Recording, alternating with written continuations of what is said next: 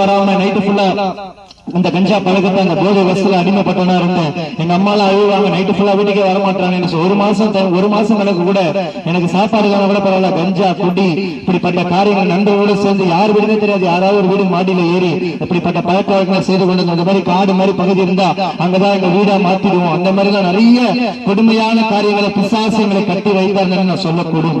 பிசாசு பாவங்களை திணிப்பான், பாவ சிந்தனைகளை கொண்டு வருவான். பிசாசு உங்களால் விடுதலை தர முடியாது.